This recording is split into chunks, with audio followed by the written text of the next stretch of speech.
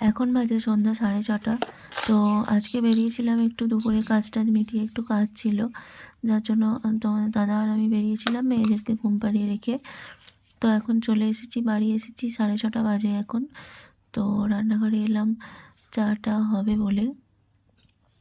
এখন চাটা বসিয়ে দিলাম, দিয়ে দেখলাম সাদা তেল বা সর্ষের তেল কোনোটাই বোতলের মধ্যে নেই, দুটোই একদম খালি হয়ে গেছে। ওবেলা রান্নার সময়ও খুব অসুবিধা হয়েছিল, কিন্তু তাড়াহুড়ো করে আর সেটা সময় হয়নি। তাই এখন চা বসিয়ে দিয়ে এখন তেলটা ঢেলে নিলাম, যেহেতু ও আছে একটু বোতলটা ধরলো, নইলে একটু দেরি হয় আর কি, ধরে নিল। তো সেই জন্য একটু তাড়াতাড়ি হয়েও গেল। এবার এখন ওদিকে চাটা হচ্ছে, এবার একটু মুড়ি টুড়ি নিয়ে চা নিয়ে ওপরে যাব। তো যেহেতু বেরিয়েছিলাম, তো সোনা মানা দুজনেই অনেক দিন ধরে খুব বায়না করছিল যে আজ মোমো করে দেওয়ার জন্য আর কি। ওরা মোমো খেতে খুব ভালোবাসে।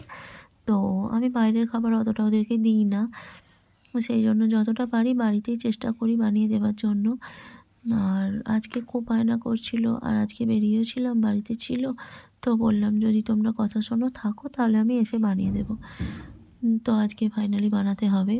আর আজকে দুপুরে চিকেনটা নিয়ে এসেছিলো, ভাতের সাথে হয়েছিল। আর আমি তা থেকেই একটু কিমা করে নিয়েছিলাম, নিয়ে একটু কষিয়ে রেখেছিলাম মোমো করার জন্য। নইলে যখন এমনি মোমো হয় বলে নিয়ে আসে, তখন একটু বেশিই মোমো চিকেন আনা হয় আর কি। কিন্তু আজকে যেহেতু ভাতের জন্য নিয়ে এসেছিলো দুপুরে খাওয়ার জন্য, আমি তা থেকে একটু কিমা করেছি, যার জন্য চিকেনের ভাগটা অনেকটাই কম হয়ে গেছে। তাই যে কটা হয় আর কি বায়না মেটানোর জন্য করছি। আবার পরে একদিন চিকেনটা একটু বেশি নিয়ে এসে একটু বেশি করে করে দেওয়া হবে। আর এখন ওপরে গেছিলাম, গিয়ে মুড়ি টুড়ি খেয়ে, তারপর চা মুড়ি খেয়ে একটু বসে তারপরেই এলাম, পড়াচ্ছিলাম একটু। এখন বাজে 9:30। তো নিচে এসেই দেখো আমি ময়দাটা মাখা হয়ে গেছিলো, আর এই যে এগুলো বেলে নিলাম। তারপর এখন পুরটা তো রেডি আছেই, এখন শুধু বানিয়ে নিলেই হয়ে যাবে।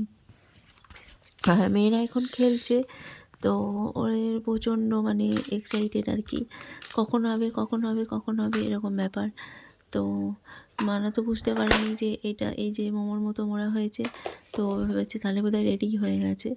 তো তখনই এসে তো বলছে খাবো, মানে ও বুঝতে পারেনি যে এটাকে আবার ভাপাতে হয় আর কি। তো আমি বললাম যে না, এটাকে আবার রান্না করতে হবে, তারপরেই পারবি খেতে। তো আমি এখন খুব ভালো করে এগুলোকে মুড়ে নিচ্ছি। ভালো লাগে মোমোগুলো মুড়তে, খুব ভালো লাগে আমার। তো দেখো এই কটাই হয়েছে আজকে অল্পের ওপর। এখন গ্যাসটা অন করে দিয়ে এইগুলো এখন বসিয়ে দিই। মোমো খেতে মেয়েদেরও ভালো লাগে, আমারও ভালো লাগে, তোমাদের দাদারও ভালো লাগে। তো তোমরা কাকে কে মোমো ভালোবাসো বলো। তো মোমোর স্যুপটাও আমার খুব ভালো লাগে, যখন হোটেলে গিয়ে খাই আর কি। স্যুপটা আর বাড়িতে হয় না, বাড়িতে করলে টমেটো সস দিয়েই খাওয়া হয়, ভালো লাগে, খারাপ কিন্তু লাগে না। টমেটো সস দিয়েও আমার খুব ভালো লাগে। আর দোকানে গেলে কি হয়, স্যুপ তো আর মেয়েরা খেতে পারে না, স্যুপ তো খুব ঝাল হয়, ওরা ওই স্যুপটা খেতে পারে না। তো আমি চিকেনটা যখন করি না, মোমো করি, তখন আমি চিকেনটা একটু কষিয়েই নিই আর কি, একদম মানে হোটেলের মতো করি না, একটু হালকা করে কষিয়ে নিই, কষিয়ে নিয়ে তারপরেই পুরটা দিই আর কি। তো আমি কষিয়ে রেখেছিলাম ওবেলাই, যেহেতু একটা জায়গায় বেরোনোর ছিল, এসে দেরি হয়ে যাবে সেই জন্য। তো এখন বসিয়ে দিচ্ছি, তারপর খাওয়া দাওয়া হবে। রাতের খাবার তৈরি করা আছে আর কি, চিকেনও আছে। চিকেন হলে আমি একবারে দুবেলার জন্যই রেখে দিই।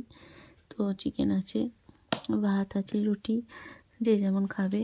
আর মোমোটা তো হচ্ছেই। ওরা কিছু বায়না করলে, না দিতে পারলে মনের ভিতরটা একটা কেমন একটা খচখচ করে, যতদিন না দিতে পারি ততদিন থেকে ভালো লাগে না।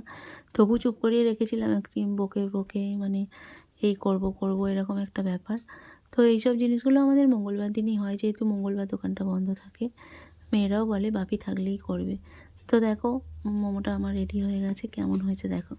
দেখে কিন্তু খুব ভালো লাগছে, যতটা দেখে ভালো লাগছে খেতেও কিন্তু ঠিক ততটাই ভালো হয়েছিল।